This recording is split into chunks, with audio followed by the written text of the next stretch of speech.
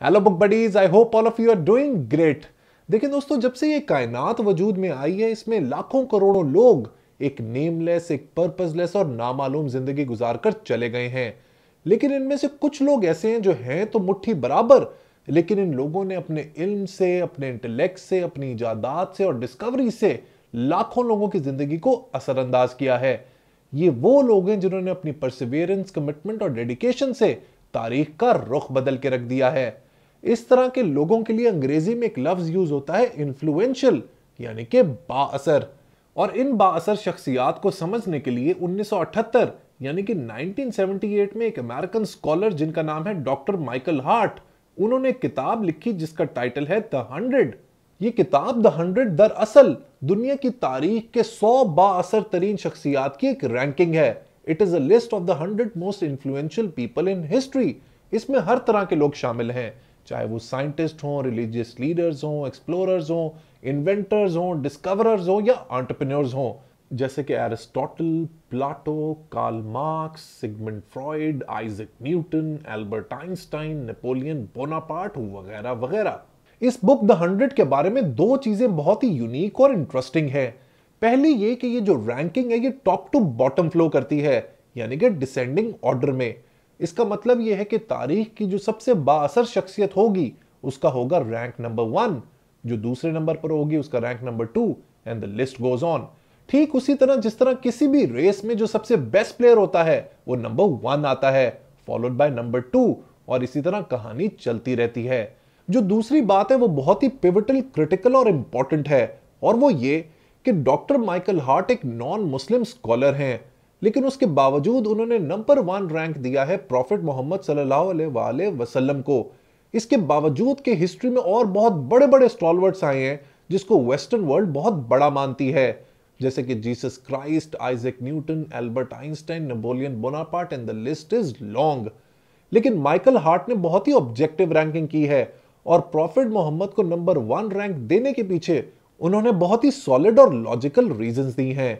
आज की वीडियो में हम इन्हीं रीजंस के बारे में बात करेंगे। It's a very critical video for all of you, so video को लास्ट तक जरूर देखिएगा। चैनल को सब्सक्राइब करना और बेल आइकन दबाना मत भूलें। Let's be back.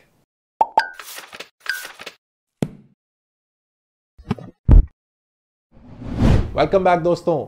आगे बढ़ने से पहले एक बात की क्लैरिटी जरूर रखें जिसका जिक्र माइकल हार्ट बार बार इस किताब में करते हैं, और वो ये कि ये जो लिस्ट है ये इन्फ्लुएंशियल यानी बाअसर लोगों की है।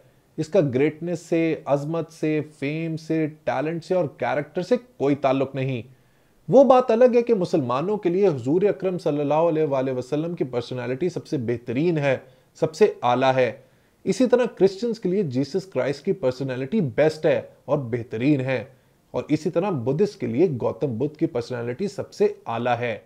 Anyways, coming back to the topic, Michael Hart अपनी गुफ्तगू का आगाज इस जुमले से करते हैं कि मगरिब यानी वेस्ट में बहुत सारे लोग ये बात सुन के हैरान हो जाएंगे, चौंक जाएंगे, स्टार्टल हो जाएंगे कि जीसस क्राइस्ट के होते हुए आप किस तरीके से प्रॉफिट मोहम्मद को पहला रैंक दे सकते हैं। तो इस आर्गुमेंट के सपोर्ट में वो बहुत ही सॉलिड रीजन देते हैं।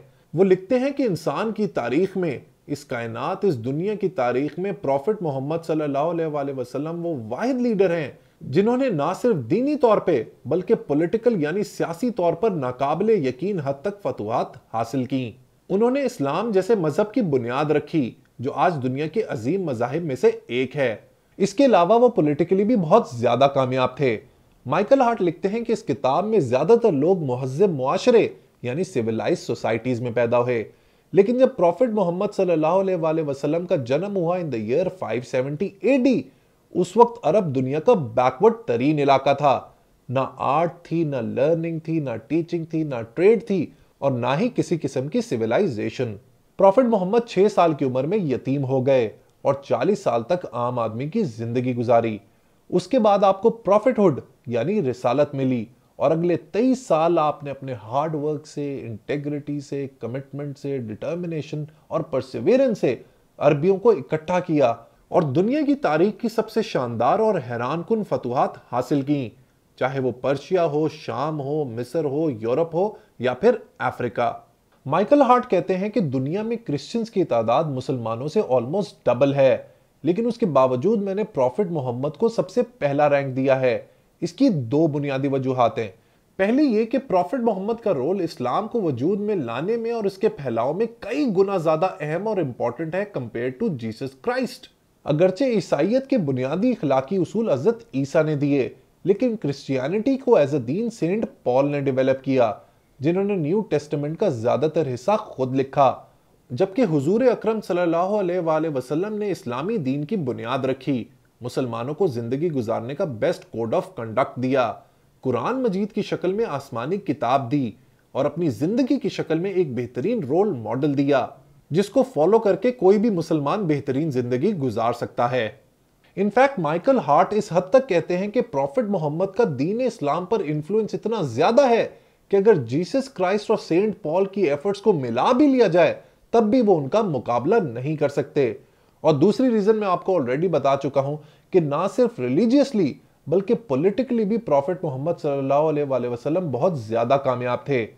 यही वजह है कि आपके इंतकाल के बाद भी दीन इस्लाम फैलता चला गया।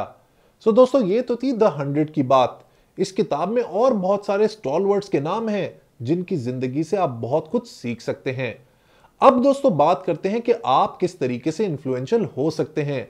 तो दोस्तों उसका एक छोटा सा फॉर्मूला है मेरे पास, और वो ये कि आपने ये दरियाफ्त करना है, ये डिस्कवर करना है, ये एक्सप्लोर करना है कि आपकी जिंदगी का मकसद क्या है, पर्पस क्या है। वो मैं हमेशा कहता हूं ना कि there are 2 days important in a person's life. One is the day he is born and other is the day when he realizes why he is born. अब देखें दोस्तों, पहली डेट पे तो आपका कोई कंट्रोल नहीं, लेकिन दूसरी डेट बहुत ही ज्यादा इंपॉर्टेंट है। अगर आप अपनी जिंदगी एक्शन में गुजारेंगे, क्यूरियस रहेंगे, इमेजिनेटिव रहेंगे और खोज में लगे रहेंगे, तो वो दिन दूर नहीं जब आप अपनी जिंदगी के मकसद को पहचान जाएंगे।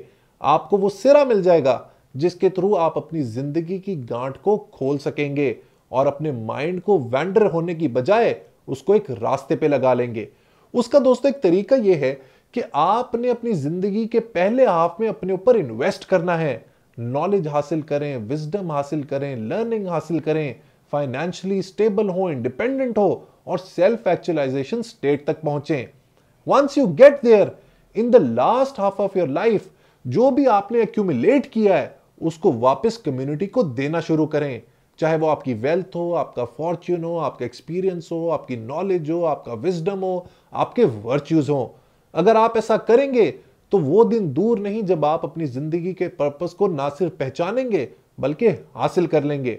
एक और लिटमस टेस्ट इसका ये है, थोड़ा सा स्केरी थॉट एक्सपेरिमेंट है, और वो ये कि आपने इमेजिन करना है कि आप अपने डेथ बेड पे हैं, you are about to leave the world, और आपने अपने आप से एक सवाल पूछना है। सवाल ये है कि am I leaving a better and brighter future for the people around me. क्या मेरे आसपास जो लोग हैं, मेरे रिश्तेदार, मेरे फैमिली वाले and most importantly your society and community, क्या मैं उनके लिए एक बेहतरीन फ्यूचर, एक बेहतरीन मुस्तकबिल छोड़ के जा रहा हूं या नहीं? उनके फ्यूचर में मेरी क्या कंट्रीब्यूशन रहेगी? अगर इसका आंसर यस है तो लाइफ बेहतरीन गुजरी, और अगर इसका आंसर नो है तो it's a missed opportunity. That's it for today.